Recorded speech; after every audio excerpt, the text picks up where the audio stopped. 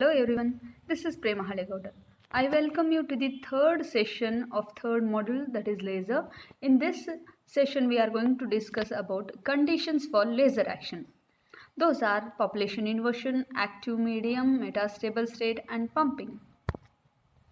After this session, students will be able to understand the conditions for laser action and also they will explain different methods of pumping. Population inversion. Under normal condition, number of atoms in the ground state is greater than the number of atoms present in the excited state.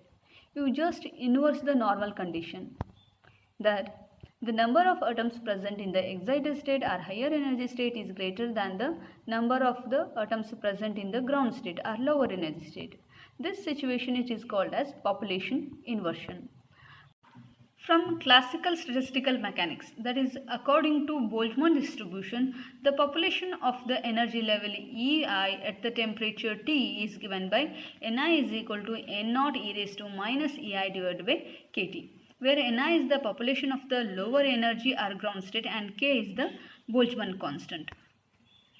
You just apply the above relation to the two energy levels E1 and E2. It means in the place of I, you just substitute 1 and 2. Let us consider E1 is the lower energy state and E2 is the higher energy state.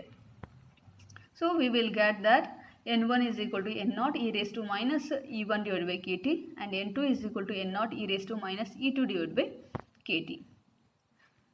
Take the ratio of population of two energy levels. We will get N2 divided by N1 is equal to e raised to minus E2 divided by kT divided by e raised to minus E1 divided by kT. So we will get N2 is equal to N1 e raised to minus of E2 minus E1 divided by kT, where E2 minus E1 we know that is equal to h nu and hence N2 is equal to N1 e raised to minus h nu divided by kT. And also from the relation we know that nu is equal to c by lambda. So N2 is equal to N1 e raised to minus hc divided by kT lambda. Now consider the system of two energy levels E1 and E2 with the population of atoms N1 and N2 respectively. Under normal condition, N1 is greater than N2. But after the population inversion is achieved, N2 is greater than N1. Now consider the system of three energy levels E1, E2 and E3 with the population of atoms N1, N2 and N3 respectively. In the ground state E1, the lifetime of the atom is more, and the lifetime of the atom in the excited state E3 is 10 raised to minus 8 second. But in the intermediate state E2, the atom has a more lifetime, that is 10 raised to minus 3 seconds. So this E2 it is called as metastable state. When a suitable energy is supplied to the system, atoms get excited into E3. After their lifetime, the atoms are transit to E2, and due to more lifetime of the atom in state E2, the atoms stay for longer time than compared with the state E3. Due to accumulation of atoms in E2, the population inversion is established between energy levels E2 and E1 states. Active medium, which is also known as gain medium or lasing medium. A system in which the population inversion is achieved is called as an active system. The active laser medium is the source of optical gain within a laser. For example, in the case of a gas laser, that is helium neon laser, mixture of helium and neon, it acts as the active medium. And in the semiconductor laser, gallium arsenide acts as the active medium. Metastable state. This is a particular excited state of an atom that has longer life compared to other excited states. There could be no population inversion, hence no laser action if metastable states do not exist. So this is the important condition for laser action. Pumping mechanisms to achieve population inversion. The method of raising the particles or atoms from lower energy state to higher energy state is called pumping. Another way this pumping mechanism is very important to achieve population inversion. So, the process of achieving of population inversion is also known as pumping. The most commonly used pumping methods are optical pumping, electrical discharge pumping, chemical pumping, injection current pumping. Let us discuss these one by one. Optical pumping. Optical pumping is usually used in solid lasers. The pumping process in which the light is used to excite the electrons from lower energy state to higher energy state is called optical pumping. Xenon flash tubes are used for optical pumping. Examples of optical pumped lasers are ruby laser, NdAr laser, ND glass laser, etc. Electrical discharge pumping.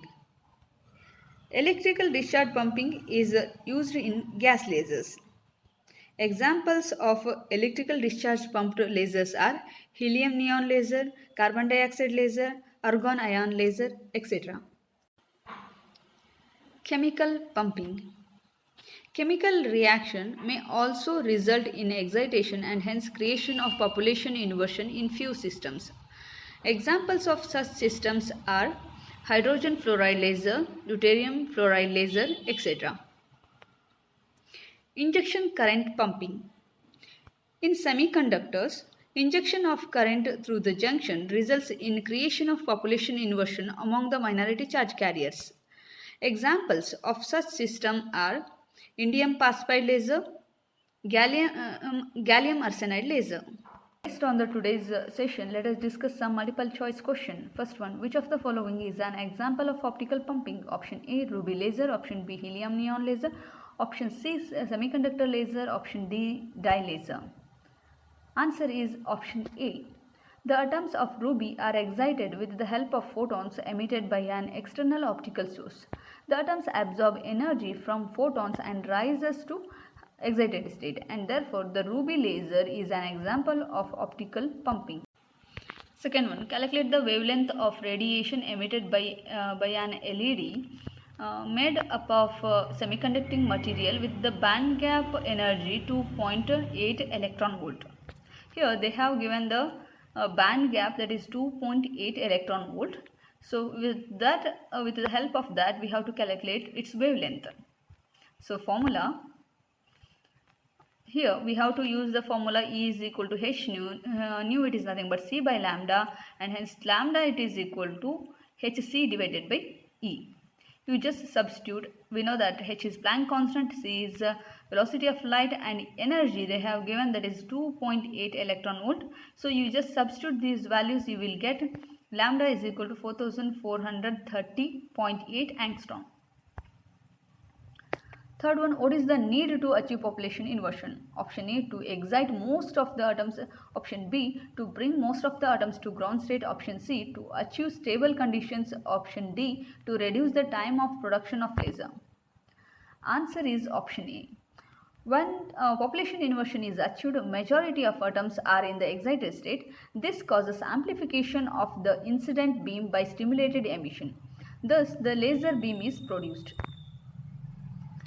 Fourth one, the following graph is pictorial representation of option A, spontaneous emission. Option B, spontaneous absorption. Option C, stimulated emission. Option D, stimulated absorption. You just observe that diagram, and the answer is option C. It represents stimulated emission. So here in the diagram you can observe two photons which are in phase. Fifth question, the radiation emission process can occur in dash ways. Option A 2, option B 3, option C 4, option D 5. Answer is option A 2. So emission here, it may be spontaneous or stimulated. Only in these two ways emission process can occur. Thank you for watching.